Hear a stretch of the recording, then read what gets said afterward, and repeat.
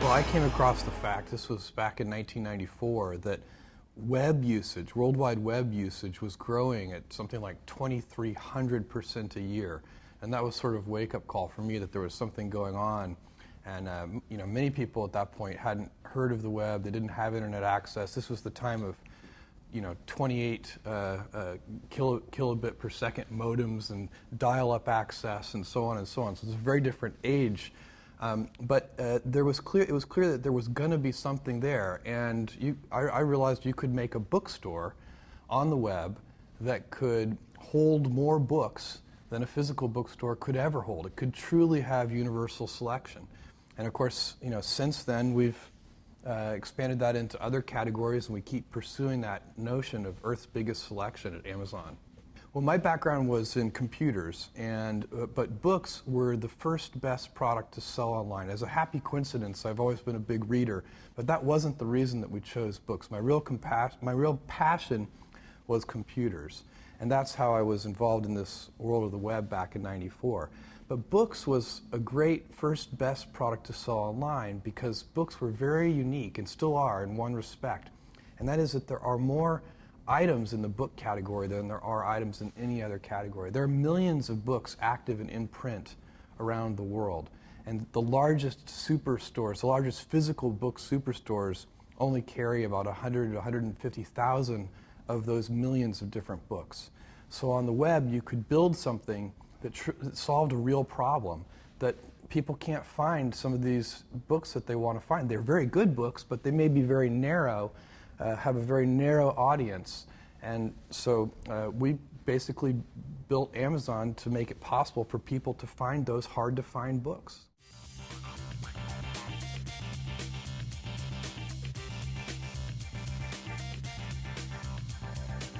Yeah, well, we had to build all of the software systems that did not only the front end, the website, the piece that's most visible to people, but also all of the back-end systems that interface with suppliers so that you can reorder items, and the systems that manage picking, packing, and shipping, the fulfillment part of the business.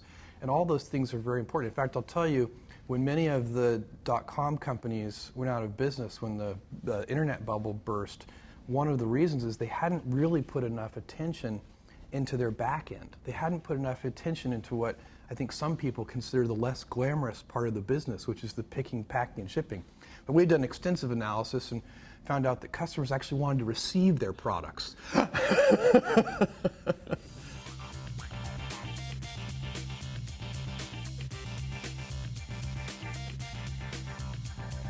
Well, for me, I think it's very important to pursue your passions, and if you're doing that, the risks are often not as great as they seem to be.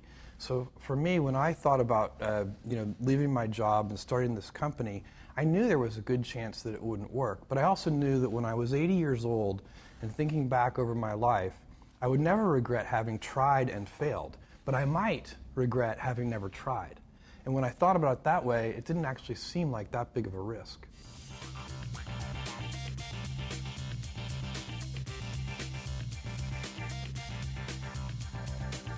I think it's the very rare idea that can be done by a single individual. Almost everything that is going to change the world, solve a problem, improve something, these are usually big efforts, and they require a team working together to really get something important done. And that has been the story of Amazon.com. At every step along the way, we've had a team here that is making this work. I mean, I don't know, even at the smallest scale, you have to figure out how to get help from your friends, from your family members, from people that you can hire in those early days. I think without that, it would never work.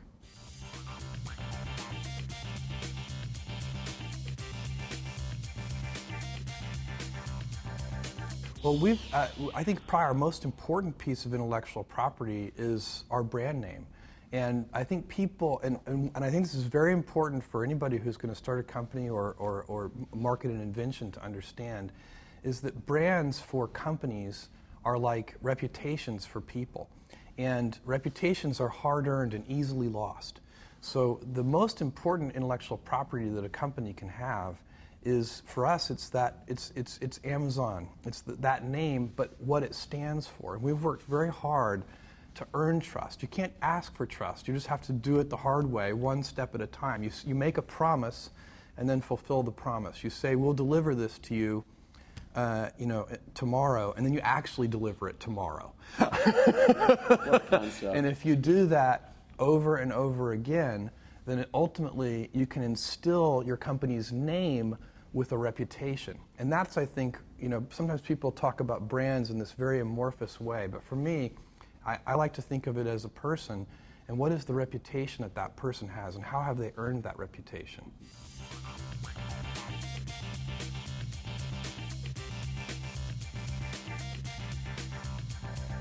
Well, we think fulfillment by Amazon is a very important business for Amazon.com. So by offering it to others, we have this fulfillment capacity. Let me back up and just say, we have these warehouses all over the world where we do our picking, packing, and shipping.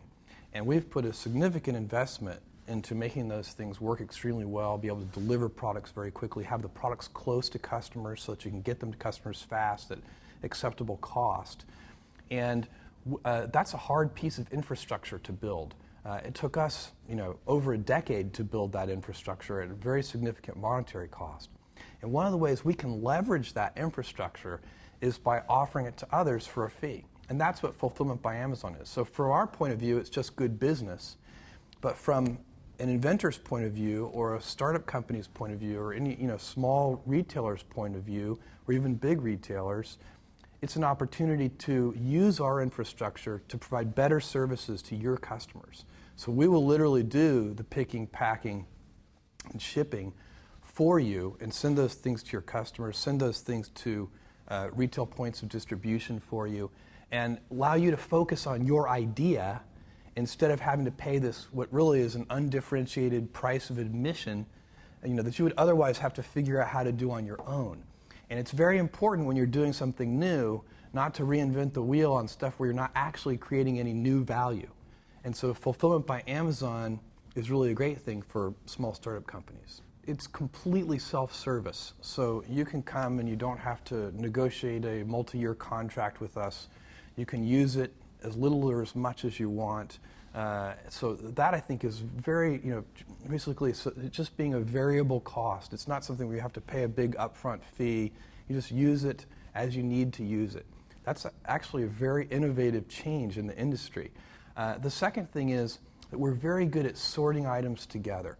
We're probably the best in the world. So if a customer buys more than one item and they're going to go in the same box, we're very, very good at that.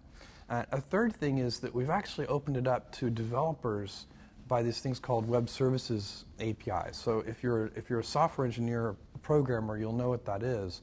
But that's a way for people to embed into their own systems, again, in a self-service way, basically treat our huge, 10 million plus square foot fulfillment center network as a giant computer peripheral. They can treat it like a printer and just command this big network of buildings to do things.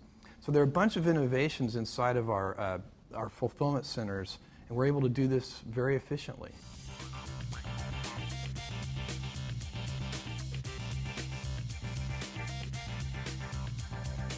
Well, to me, true innovation is something that's not only an invention, but an improvement.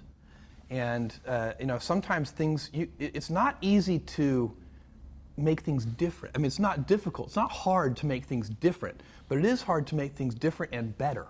Most of the solutions, most of the problems in the world already have solutions of one kind or another. All of those solutions can be improved upon. There's no chance that anything is perfected yet. I don't believe that. But all those solutions are highly evolved, and they've been, people have been working on solutions to most problems for a long time. But still, somebody, it wasn't that long ago, somebody figured out that you should add wheels to suitcases. Pretty good improvement.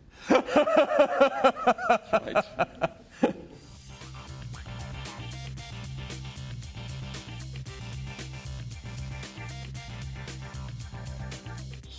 Well, it's hard work.